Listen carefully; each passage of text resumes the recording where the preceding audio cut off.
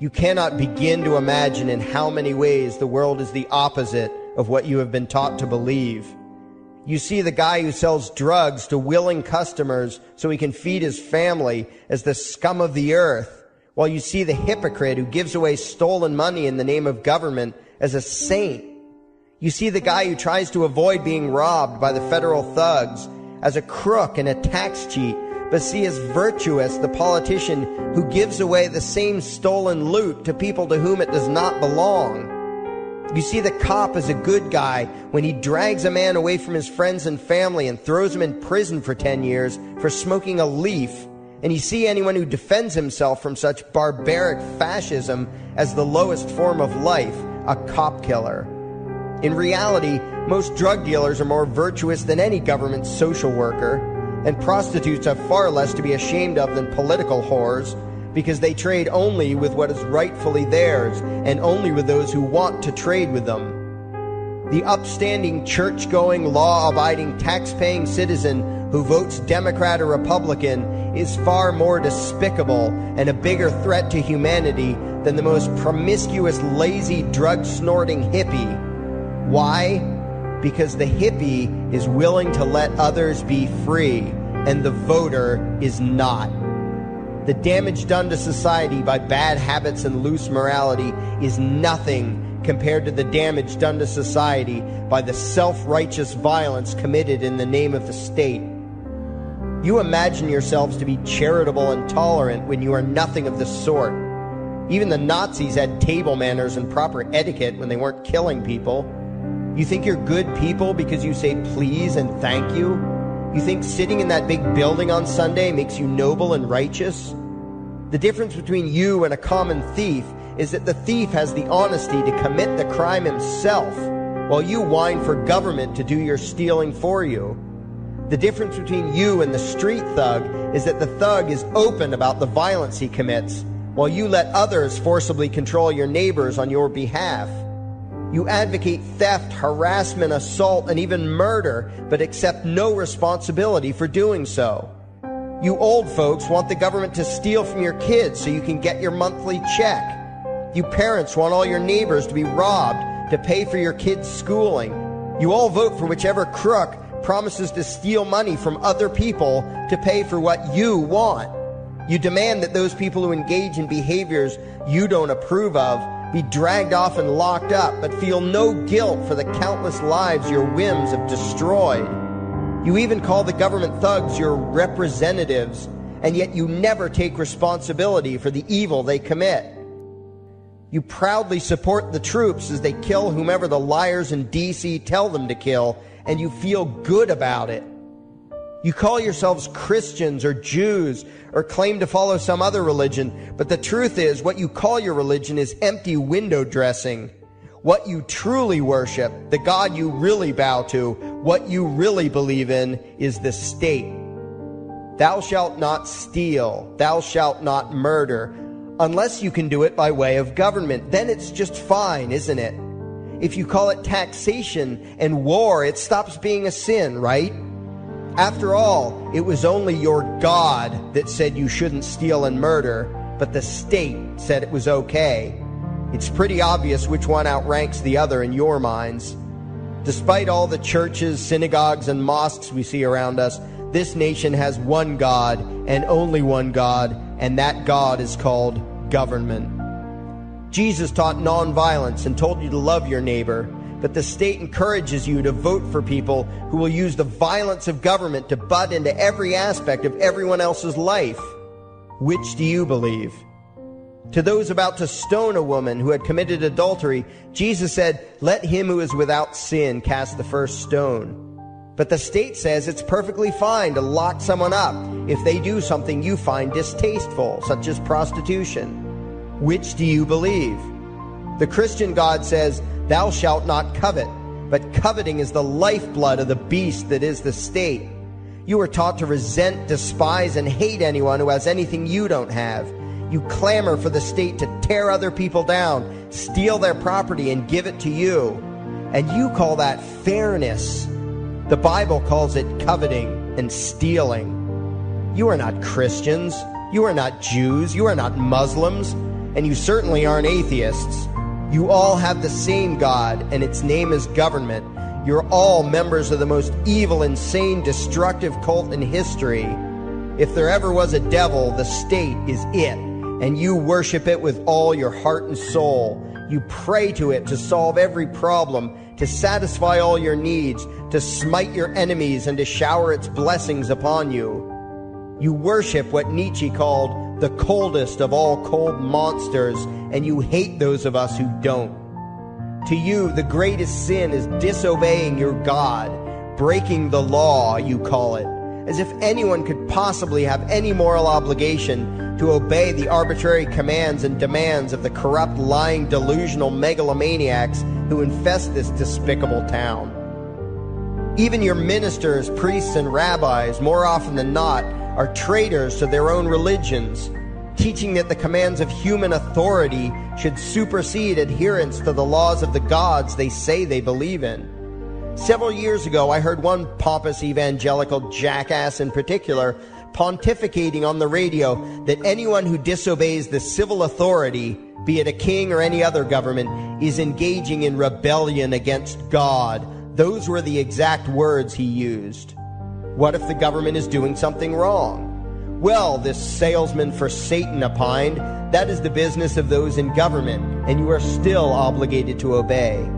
Everywhere you turn, be it the state or the church, the media or the schools, you are taught one thing above all else, the virtue of subjugating yourselves to mortals who claim to have the right to rule you. It is sickening the reverence with which you speak of the liars and thieves whose feet are so firmly planted on your necks. You call the congressmen and the judges honorable, and you swoon at the magnificence of the grandiose halls they inhabit, the temples they built to celebrate the domination of mankind. You feel pride at being able to say you once shook a senator's hand or saw the president in person. Ah, yes, the grand deity himself, His Royal Highness, the President of the United States of America. You speak the title as if you're referring to God Almighty. The vocabulary has changed a bit, but your mindset is no different from that of the groveling peasants of old who bowed low, faces in the dirt, with a feeling of unworthiness and humility when in the presence of whatever narcissist had declared himself to be their rightful lord and master. The truth of the matter, back then and today, is that these parasites who call themselves leaders are not superior beings. They are not great men and women. They are not honorable. They're not even average. The people who earn an honest living, from sophisticated millionaire entrepreneurs to illiterate day laborers doing the most menial tasks you can imagine, those people deserve your respect. Those people you should treat with courtesy and civility. But the frauds who claim the right to rule you and demand your subservience and obedience, they deserve only your scorn and contempt. Those who seek so-called high office are the lowest of the low. They may dress better, have larger vocabularies, and do a better job of planning out and executing their schemes, but they are no better than pickpockets, muggers, and carjackers. In fact, they are worse, because they don't want to rob you of just your possessions. They want to rob you of your very humanity, deprive you of your free will, by slowly leeching away your ability to think, to judge, to act, reducing you to slaves in both body and mind. And still you persist in calling them leaders. Leaders? Where is it that you think you're going exactly that would require you to have a leader?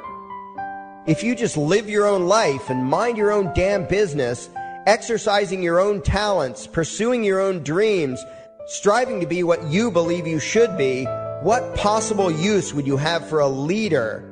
Do you ever actually think about the words that you hear, the words that you repeat? You parrot oxymoronic terms such as the leader of the free world, even pretending for a moment that there is some huge journey or some giant battle that everyone in the entire nation is undertaking together that would require a leader. Why would you ever think, even for a moment, that the crooks that infest this town are the sort of people you should listen to or emulate or follow anywhere? Somewhere inside your mostly dormant brains, you know full well that politicians are all corrupt liars and thieves, opportunistic con men, exploiters, and fearmongers. You know all this, and yet you still speak as if you are the ones who are the stupid, vicious animals, while the politicians are the great, wise role models, teachers, and leaders without whom civilization could not exist. You think these crooks are the ones who make civilization possible? What belief could be more absurd?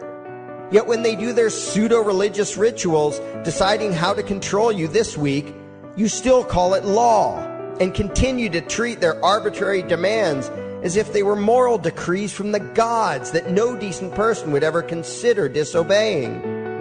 You have become so thoroughly indoctrinated into the cult of state worship that you are truly shocked when the occasional sane person states the bleeding obvious. The mere fact that the political crooks wrote something down and declared their threats to be law does not mean that any human being anywhere has the slightest moral obligation to obey. Every moment of every day, in every location and every situation, you have a moral obligation to do what you deem to be right, not what some delusional bloated windbag says is legal. And that requires you to first determine right and wrong for yourself, a responsibility you spend much time and effort trying to dodge. You proclaim how proud you are to be law-abiding citizens and express your utter contempt for anyone who considers himself above your so-called laws, laws that are nothing more than the selfish whims of tyrants and thieves. The word crime once meant an act harmful to another person. Now it means disobedience to any one of the myriad of arbitrary commands coming from a parasitical criminal class. To you, the term crime is nearly synonymous with the word sin, implying that the ones whose commands are being disobeyed must be something akin to gods, when in truth they are more akin to leeches.